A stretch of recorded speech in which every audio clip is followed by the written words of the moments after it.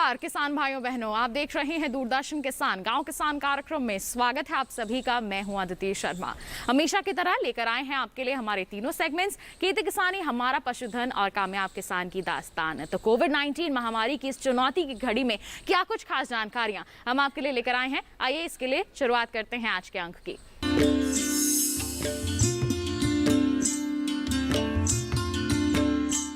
किसान भाइयों बहनों, कार्यक्रम की शुरुआत करते हैं खेती किसानी सेगमेंट के साथ। इसमें हम आपको बताते हैं कि खेती किसानी के क्षेत्र में क्या कुछ खास गतिविधियां हो रही हैं, कृषि के क्षेत्र में विकास के लिए क्या कुछ खास कदम उठाए जा रहे हैं। आइए क्या कुछ परिवर्तन हो रहा है कृषि के क्षेत्र में, जानकारी के लिए नजर डालते हैं हमारे सेगमेंट पर।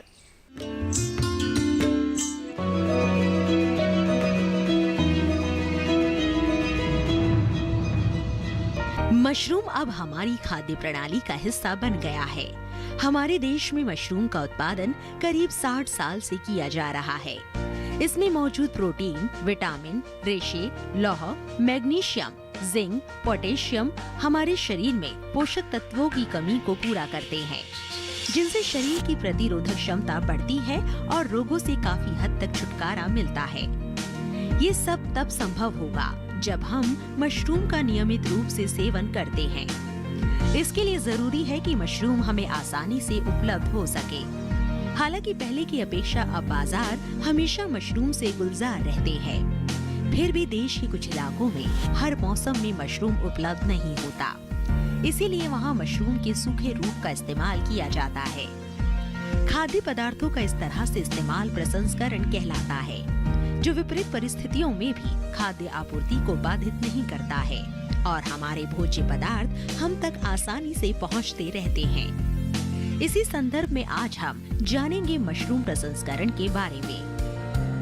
मशरूम कई तरह के पोषक तत्वों से भरपूर होने के बाद भी लंबे समय तक नहीं रह पाता और इसकी आयु बेहद कम होती है, जिसका मुख्य कारण इसमें 85 से 90% पानी का पाया जाना है।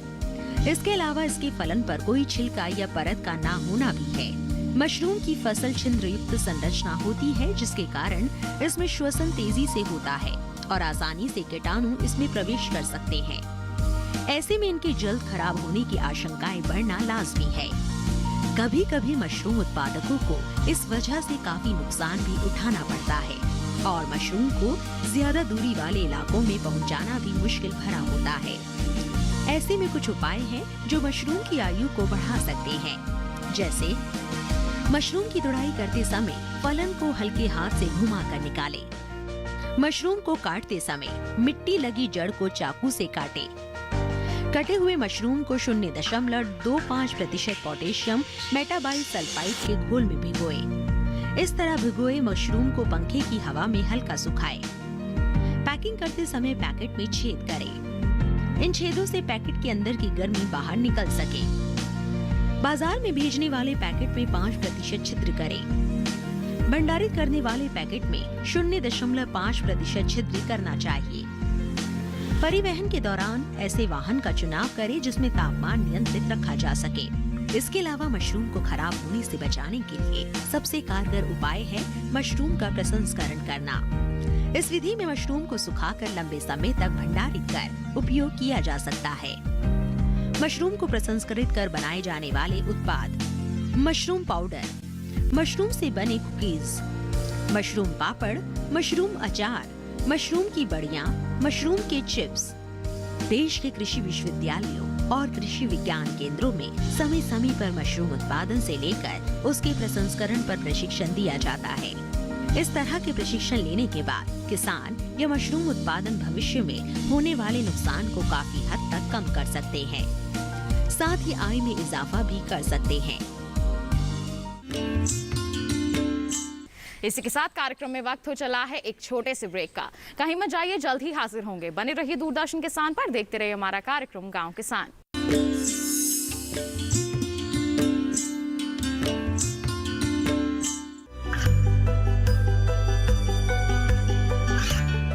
गांवों और पिछड़े क्षेत्रों में सरकारी योजनाओं की जानकारी पहुंचा।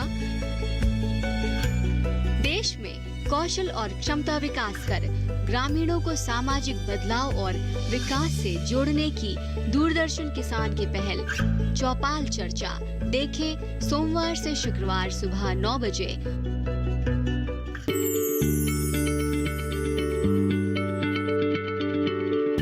क्या आप किसी बीमारी से परेशान हैं?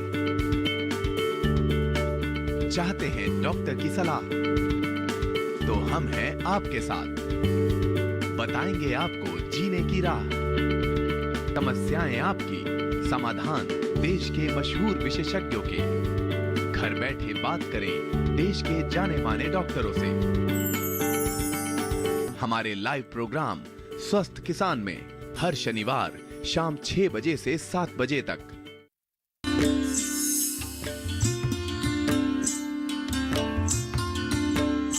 ब्रेक के बाद दूरदर्शन किसान के कार्यक्रम गांव किसान में आप सभी का फिर से स्वागत है। अब कार्यक्रम में वक्त है हमारा पशुधन सेगमेंट का, यानी कि जानकारी हासिल करने का पशुपालन क्षेत्र से जुड़ी। जी हां, पशुपालन क्षेत्र में जरूरी हो जाता है कि हम समय समय पर वैज्ञानिकों की सलाह लेते रहें, ताकि हमारा जो ये व्यवसाय है हमें अच्छी आमदनी देता रहे। तो किस तरह की आपको तैयारियां करनी होती हैं, किस तरह के प्रबंधन कार्य करने होते हैं, इन तमाम बातों के लिए नजर डाल लेते हैं हमारे सेगमेंट पर।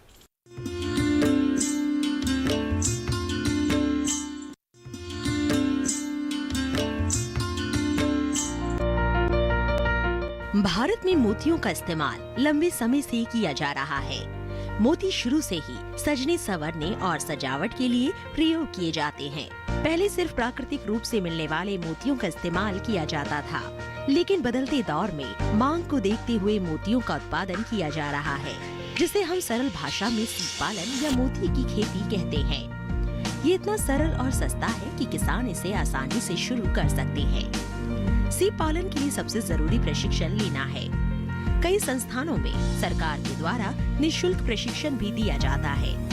इसके अलावा जिले के मत्स्य विभाग से भी जानकारी ली जा सकती है। मोती एक प्राकृतिक रत्न है जो सीप में बनता है। जब सीप में कोई बाहरी पार्टिकल जैसे मिट्टी के कण या कोई सूक्ष्म जीव चला जाता है, तो वो उसे बाहर निकालने के लिए एक तरल छोड़ती है। ऐसे ही धीरे धीरे उस कण पर सीप परत दर परत एक चमकदार कोटिंग बना देती है और फिर एक निश्चित समय बाद यही मोती बन जाता है। सीप पालन को शुरू करने के लिए सबसे पहले स्थान का चयन करना होता है, जहां सीप को आसानी से पाला जा सके। सीप को छोटे स्तर से घर में पाला जा सकता है, जबकि बड़े स्तर पर पालने के लिए तालाब की जरूरत होती है। इसके बाद किसान को सीप खरीदकर सीपों को खुले पानी में 2 दिन के लिए रखते हैं, जिससे धूप और हवा लगने के बाद सीप का कवच और मांसपेशियां ढीली हो जाती है। मांसपेशियां ढीली होने के बाद सीप की सर्जरी कर सीप के अंदर सांचा डाल दे। किसान चाहे तो सामान्य मोतियों का भी उत्पादन कर सकते हैं। मोती बनते समय सांचा जब सीप को चुभता है, तो वो उस पर अपने अंदर से निकलने वाला एक पदार्थ छोड़ता है, जो मोती में बदल जाता है। सीपियों के प्रकार: लेमिनेनिस मार्जिलेनिस, लेमिनेनिस कोरियनस, पाइरेसिया। सीप पालन के लिए सबसे अनुकूल मौसम शरद ऋतु यानी अक्टूबर से दिसंबर तक का समय माना जाता है। कम से कम 10 गुणा 10 फीट या बड़े आकार के तालाब में सीप पालन किया जा सकता है। सीप में छोटी सी शल्य क्रिया के बाद इसके भीतर 4 से 6 मिलीमीटर व्यास वाले साधारण या आकर्षक आकृति के मोती तैयार किए जा सकते हैं। शल्य क्रिया के बाद सीप को बंद कर दिया जाता है। इन सीपों को नायलॉन बैग में 10 दिनों तक एंटीबायोटिक और प्राकृतिक चारे पर रखा जाता है।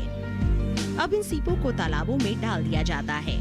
इसके लिए इन्हें नायलॉन बैगों में रखकर यानी 2 सीप प्रति बैग बांस या बोतल के सहारे लटका दिया जाता है और तालाब में 1 मीटर की गहराई पर छोड़ दिया जाता है।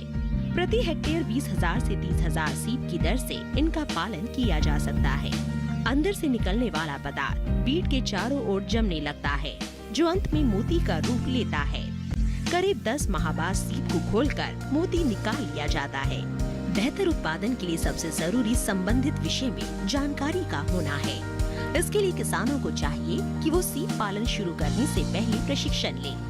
सरकारी संस्थान ग्रामीण नवयुवकों, किसानों व छात्र छात्राओं को मोती उत्पादन पर तकनीकी प्रशिक्षण देते हैं। इसके अलावा कृषि विज्ञान केंद्रों और किसान हेल्पलाइन से भी मोती उत्पादन पर तकनीकी प्रशिक्षण की जानकारी ली जा सकती है।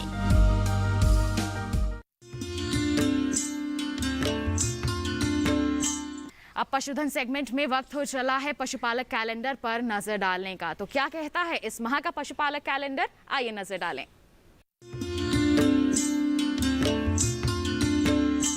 जून माह का पशु कैलेंडर 2021। जून माह में ध्यान देने वाली बातें। एचएस एवं बीक्यू टीकाकरण के 10 से 15 दिन पहले सभी पशुओं की डिवर्मिंग कर देनी चाहिए ताकि टीका प्रभावी हो सके। पशुओं को 50 से 60 ग्राम खनिज मिश्रण एवं 20 ग्राम नमक प्रतिदिन देना चाहिए।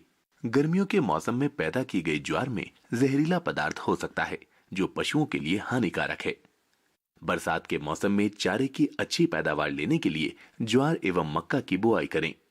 चूंकि जून का महीना काफी गर्म रहता है, इसीलिए पशु के लिए अलग से शेड का निर्माण करना चाहिए तथा अधिक से अधिक स्वच्छ पानी पिलाना चाहिए। अधिक दूध देने वाले पशुओं को तरल कैल्शियम फास्फोरस 70 से 100 ग्राम प्रतिदिन पिलाएं। पशुओं को बाह्य परिजीवियों से बचाने के लिए पशु चिकित्सक की सलाह पर दवा का प्रयोग नियमित रूप से करें।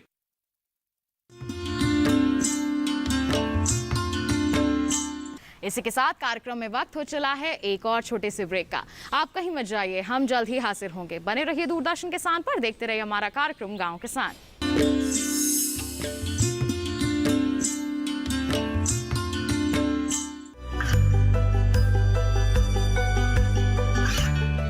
गांवों और पिछड़े क्षेत्रों में सरकारी योजनाओं की जानकारी पहुंचा। देश में कौशल और क्षमता विकास कर ग्रामीणों को सामाजिक बदलाव और विकास से जोड़ने की दूरदर्शन किसान की पहल चौपाल चर्चा देखें सोमवार से शुक्रवार सुबह 9 बजे।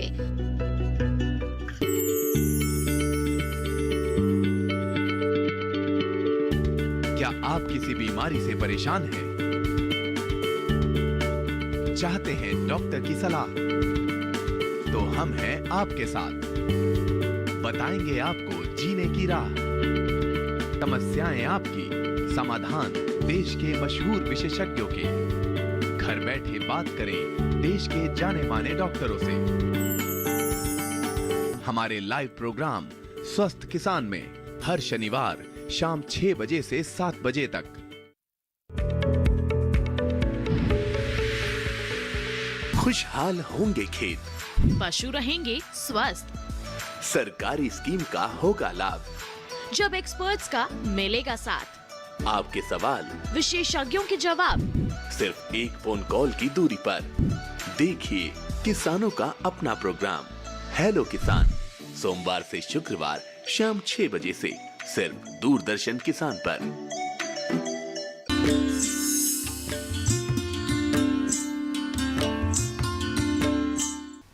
ब्रेक के बाद दूरदर्शन किसान के कार्यक्रम गांव किसान में आप सभी का फिर से स्वागत है। अब कार्यक्रम में वक्त है कामयाब किसान की दास्तान का, यानी कि मुलाकात करने का हमारे सफल किसान से जिन्होंने अपनी कड़ी मेहनत और लगन के साथ ये मुकाम हासिल किया है। तो फिर आइए मुलाकात करते हैं इनसे, जानते हैं क्या है इनकी कामयाबी की कहानी।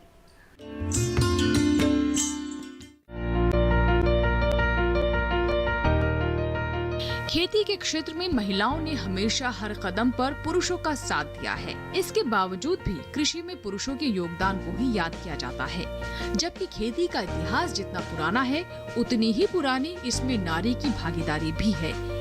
यही वजह है कि अथक प्रयास और नई तकनीक के तालमेल ने खेती को अलग ही मुकाम पर पहुंचा दिया है।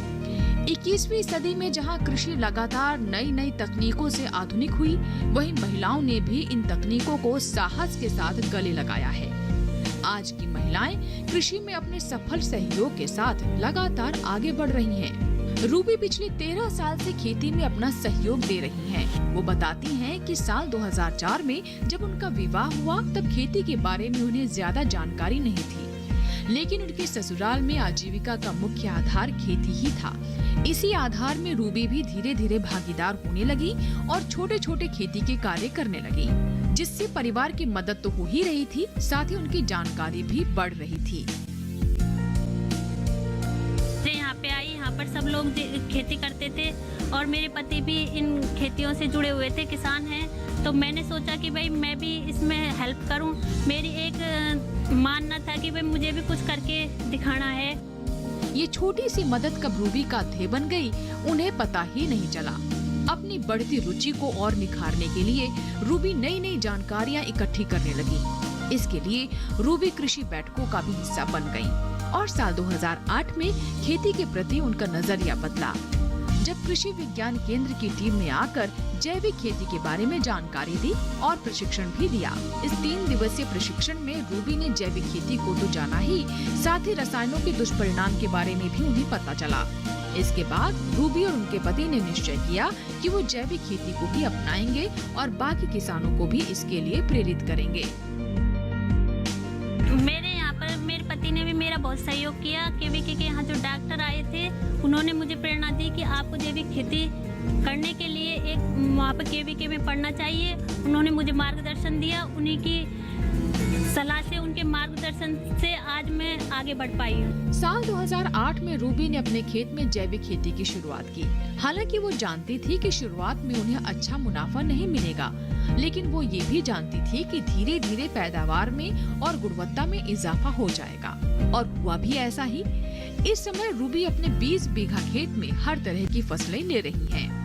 हमारे यहाँ पर 20 बीघे में जैविक खेती कर रहे हैं। उसमें से जो सरसों है, गेहूँ है, चना है, और इसके अलावा भी हम जो कर रहे हैं वो वेजिटेबल जैसे सब्जियाँ हैं, पालक है, मेथी है, मूली है, गजरा है, और जैसे मटर, बैंगन, टमाटर, मिर्ची आदि सब्जियां लगा रखी है। रूबी ने न सिर्फ जैविक खेती शुरू की, बल्कि जैविक खाद बनाना भी सीखा और अपने खेत में इस्तेमाल करने के लिए गोबर और गोमूत्र से जैविक खाद जीवामृत बना रही हैं। गांव वालों के तो सबके घर में जो पशु रहते हैं, तो अपन उस गोबर की खाद बनाकर अपन खेत में यूज ले सकते हैं। हर्बल स्प्रे, कीटनाशक दवाइयाँ, ब्रह्मास्त्र, अग्निअस्त्र, ये सारी चीजें जीवामृत अपन घर में बनाकर अपनी जो खेती में देंगे तो वो उससे फसल भी उपजाऊ होगी, अपने शरीर में कोई नुकसानदायक नहीं होगा, कुछ खर्चा भी नहीं आएगा। अपने पति की मदद से रूबी ने करीब 200 मीट्रिक टन केचुआ खाद बनाने के लिए एक इकाई तैयार की है। इस इकाई के कारण ही आसपास के किसानों को आसानी से जैविक खाद उपलब्ध हो रही है, जिससे जैविक खेती को बढ़ावा मिल रहा है। वो बताती हैं कि इस इकाई को शुरू करने में नाबार्ड से काफी सहायता मिली।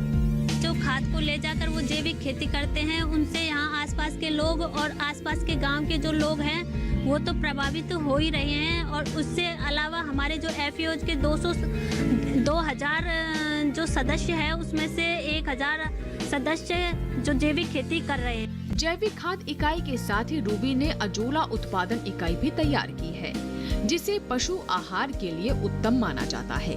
इसके इस्तेमाल से पशु का विकास तो सही होता ही है, साथ ही इससे दूध का उत्पादन भी बढ़ाया जा सकता है।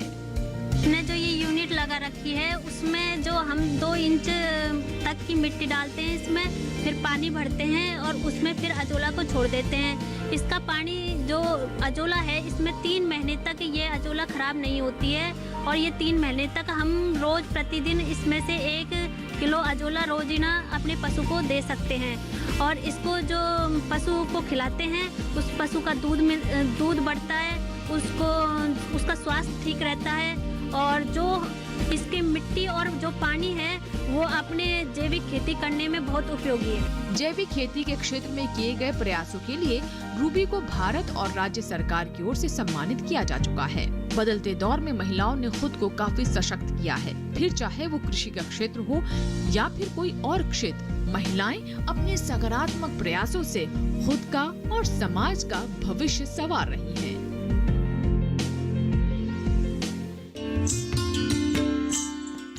तो ये थे हमारे आज के कामयाब किसान। हम उम्मीद करते हैं कि इनकी सफलता को देखकर आप भी इनसे जरूर प्रेरित होंगे और अपनी खेती किसानी को और भी अधिक उन्नत बनाएंगे। इसी के साथ किसान भाइयों बहनों, आज के अंक में बस इतना ही। अगले अंक में मुलाकात करेंगे आपसे। तब तक के लिए हमें दीजिए इजाजत। आप बने रहिए दूरदर्शन किसान पर। नमस्कार।